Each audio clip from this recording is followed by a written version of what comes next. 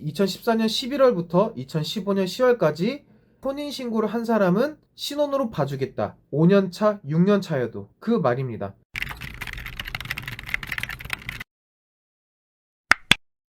안녕하세요, 네끌남입니다. 네, 오늘은 영상을 정말 오랜만에 찍는데 제가 오랜만에 찍게 된 이유가 제가 보지 말아야 될 기사를 봤는지, 정말 이런 기사를 어떻게 쓸 수 있는지, 이 기자가 한국 사람이 아니라면 이런 기사를 썼을까? 라는 생각이 드는 기사가 하나 있어서 그 기사를 토대로 해서 얘기를 해보려고 합니다.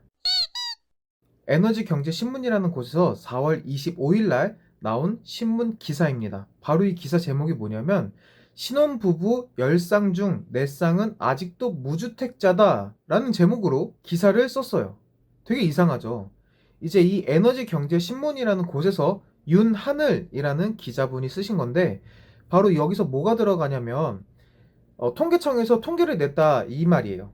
그래서 통계를 냈는데 2015년에 혼인신고를 한 부부들을 작년에 조사를 해봤다. 그랬더니 10쌍 중 4쌍은 아직도 무주택자였다 라는 거거든요. 그런데 여러분이 봤을 때 참 희한한 게, 신혼부부가 5년차 때 대부분 자가를 가질 수 있는 확률이 몇 퍼센트나 있을까요? 이 통계청은 2014년 11월부터 2015년 10월까지 혼인신고를 한 부부를 대상으로 한 거예요. 그러니까 사실혼인 사람들은 해당이 안 되는 거죠. 즉 어떻게 되는 거냐, 혼인신고를 하지 않고 결혼식만 했어요. 아직 혼인신고를 안 했어요.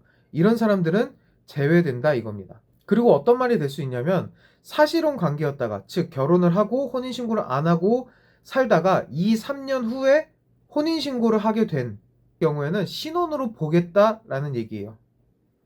법적으로 신혼이 된 사람들은 2014년 11월부터 2015년 10월까지 혼인신고를 한 사람은 신혼으로 봐주겠다. 5년차, 6년차여도 그 말입니다. 그래서 그 사람들을 작년에 조사를 해보니 어떻게 됐다?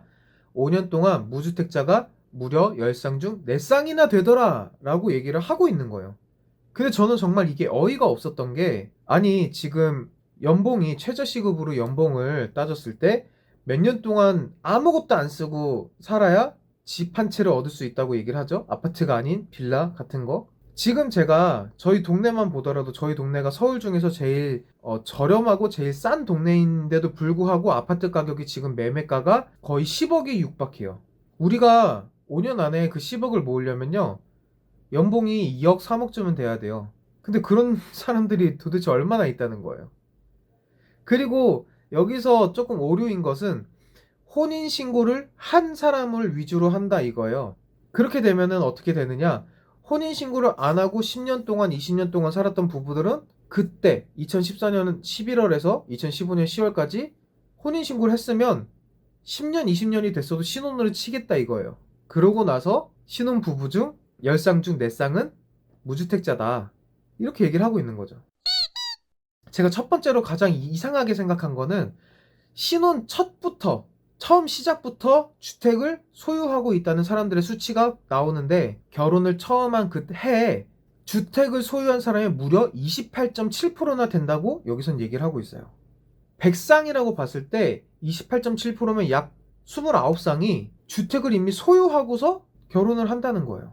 근데 여러분, 이게 확실히 있을 수가 없는 일인 게, 여러분도 부동산을 알아보고 혹은 집값을 알아보셨겠지만 집을 살 수 있는 게 그렇게 만만치가 않아요. 매매할 수 있는 그 가격이 억 단위는 요즘에 그냥 넘죠. 그런데도 매매를 해서 이미 결혼식 하고서 그 첫 해에 주택을 소유한 사람이 28.7%나 된다는 거예요. 여기서 좀 실생활이랑 좀 갭이 생기시죠? 이게 어떻게 된 거냐면, 앞에서 말씀드렸듯이 혼인신고를 한 부부를 대상으로만 한 거예요. 혼인신고를 그 전에 5년 차였다, 6년 차였다 했던 사람들도 신혼으로 따지겠다라고 했기 때문에 이 수치가 가능한 거죠. 즉 수치를 조작한 거다라고 볼 수 있는 거예요. 혹은 이 통계는 잘못됐다라고 볼 수 있는 거죠. 그러고서 이 기사에도 보면 계속 나오는데, 무주택자가 아닌 주택을 산 사람들이 2년차, 3년차, 4년차, 5년차까지 꾸준히 5%는 넘기고 있는 상황이에요. 지금 조사를 21만 쌍을 했다고 했는데, 여기서 5%면요 약 1000쌍이 넘는 거예요. 그 가능하다고 보세요? 매년? 천 쌍이니까 두 명을 한 명으로 보는 거겠죠. 한 부부니까 매년 약 1000개의 가정이 자기 집을 구매를 하고 있다라는 거예요. 신혼인데. 절대 불가능하거든요. 이 수치가 정말 이해가 안 되는 수치예요. 자, 그리고 이 통계가 정말 말이 안 된다는 게 느껴지는 게 뭐냐면요. 처음에 구매한 사람들이 약 30%라고 일단 어중뛰게 얘기를 했어요, 기사에서. 그리고 결혼 1년 차에서 5년 차까지 집을 구입한 사람이 23%라고 얘기를 하고 있죠. 그리고 5년 차 때에도 불구하고 무주택자가 40% 정도다라고 얘기했어요. 그러면 이렇게만 따졌을 때 7%는 나머지 어디 간 거예요? 해외로 나갔나요? 뭐 어떻게 했나요? 그러니까 이게 100%도 안 되는 게 통계가 맞지가 않는 거예요.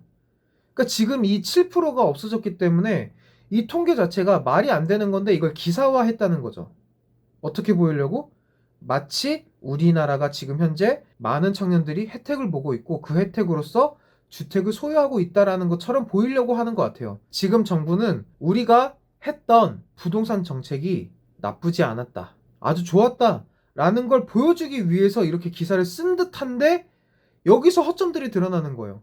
30%, 23%, 40%.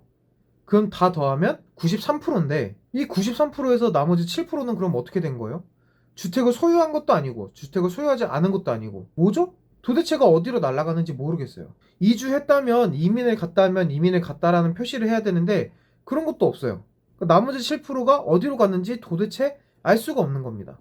이게 정말 이상하다고 저는 생각했던 부분이에요.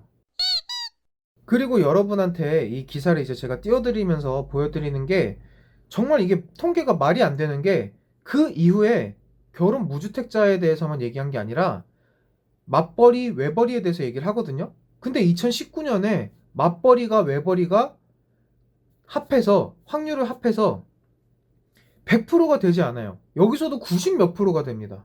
그러니까 나머지 사람들은 그러면 일 안 하고서도 먹고 살고 있다는 얘기가 되는 건가요? 아니, 맞벌이도 아니고 외벌이도 아니면 도대체 뭘로 먹고 산다는 거예요? 이 통계, 이 기사에 적혀 있는 이 통계가 너무나도 이상하다는 겁니다. 제가 봤을 때는.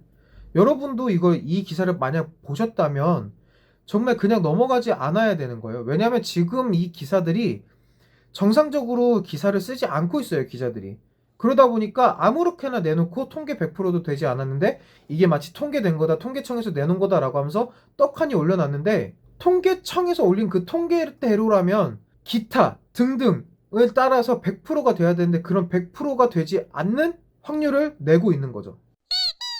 그래서 이 문제들을 가지고 또 어디로 기사 마지막에는 또 엮어서 가냐? 바로 출산율에 대해서 엮어서 갑니다.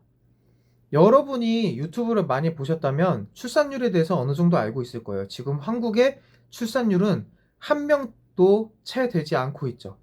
0.88명인가? 제가 마지막으로 봤을 때 그랬어요. 주택을 소유한 부부가 무주택자인 부부보다 자녀들을 0.0 몇 명 더 낳았다.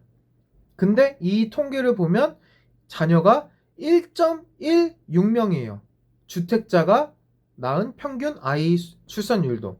근데 지금 우리나라는 어떻게 돼요? 0. 몇 명이죠. 0.8? 이제 0.7까지도 내려갈 거다라고 얘기를 하는데 어떻게 이런 계산이 나왔는지 저는 정말로 신기해요. 이게 이렇게밖에 나올 수 없었던 게 아까 얘기했죠. 2014년 11월부터 2015년 10월까지 혼인신고를 한 부부를 대상으로 한 조사였다고요. 그러니까 지금 이걸 어떻게 해요?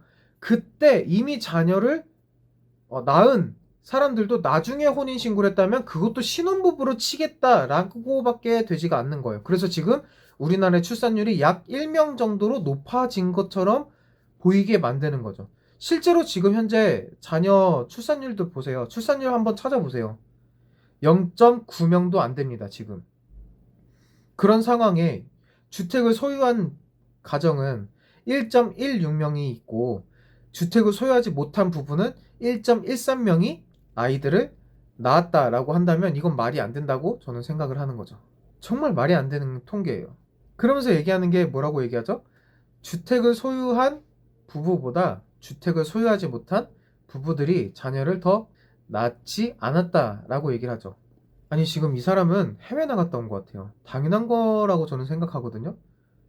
우리도 살기 힘들기 때문에 감당할 수 없어서 책임질 수 없어서 아이를 지금 안 낳고 있는 부부들도 굉장히 많아요. 딩크족이라고 하는 거 엄청 옛날부터 많이 나왔던 얘기죠. 그런데 이 기자는 마치 해외에서 외신인 거, 저 이거 순간 기사 보고 외신인 줄 알았어요. 근데 우리나라에 있는 우리나라 사람인 기자가 쓴 글이에요.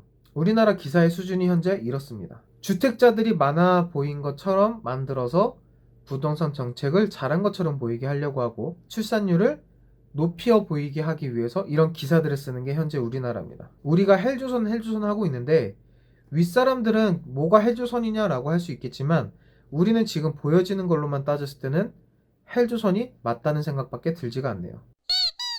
오늘의 영상은 여기까지고요. 다음에 정말 또 어이가 없는 이런 기사들을 보면 즉각 영상을 만들어서 찍어볼 생각입니다. 오늘 영상 시청해주셔서 감사하고요. 다음에 다시 만나도록 하겠습니다.